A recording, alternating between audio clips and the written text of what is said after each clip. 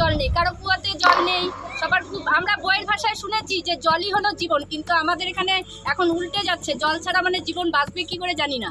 জল নেই না, কোথা থেকে আনতে হয় জল? আমাদের নদীতেও যেতে লাগে, ওই পারে যেতে লাগে, রাস্তা পার হয়ে জল আনতে। তাই এবার কি ভাবছেন? আমরা জল চাই, জল এই যে পাইপ দিল জল এখনো আসে নাই, সেই কবে থেকে আমরা জলের জন্য ভুগতেছি, জল পাই না, বাচ্চা কাচ্চা নিয়ে কি অবস্থা আমাদের।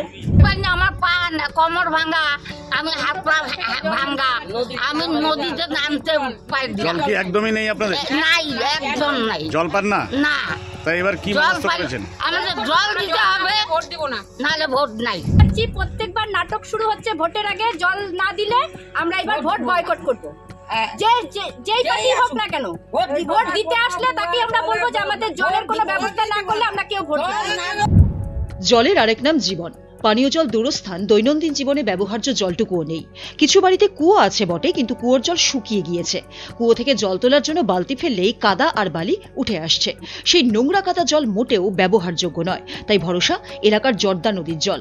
আর এই জলের জন্যই চরম ভোগান্তি পোহাতে হচ্ছে ময়নাগুড়ি শহর লাগোয়া দক্ষিণ খাগড়াবাড়ি এলাকার নেতাজি পাড়া এবং হঠাৎ কলোনির বাসিন্দাদের। প্রতিবছর মাঘ মাস থেকে জল সংকট প্রকট হতে থাকে এলাকায়। চৈত্র বৈশাখে দুর্ভোগ চরমে পৌঁছে যায়। এবার সমস্যা দূর করতে সোমবার এলাকার মহিলারা জড়ো হয়ে পাড়ার মোড়ে বিক্ষোভ দেখাতে শুরু করেন। স্থানীয় বাসিন্দারা জানান, দীর্ঘ বছর পার হয়ে গেলেও কেউ সমস্যার সমাধানে নজর দেয়নি। বাধ্য হয়েই তারা ভোট বয়কটের ডাক দিয়েছেন। যদিও এ নিয়ে তৃণমূল কংগ্রেসের তরফে কেউই কোনো প্রতিক্রিয়া দেয়নি। জানা গিয়েছে, নেতাজি পাড়া এবং হঠাৎ কলোনিতে পৃথক দুটি সোলার সিস্টেম নলবাহিত পানীয় জল প্রকল্প গড়ে তোলার উদ্যোগ গ্রহণ করা হয়েছে। নেতাজি পাড়ায় প্রকল্পের কাজ শুরু হয়েছে, হঠাৎ কলোনির জন্য জায়গা দেখা হচ্ছে।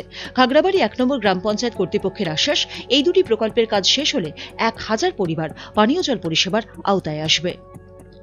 ময়নাগুড়ি থেকে বাণীব্রত চক্রবর্তীর রিপোর্ট, উত্তরবঙ্গ সংবাদ।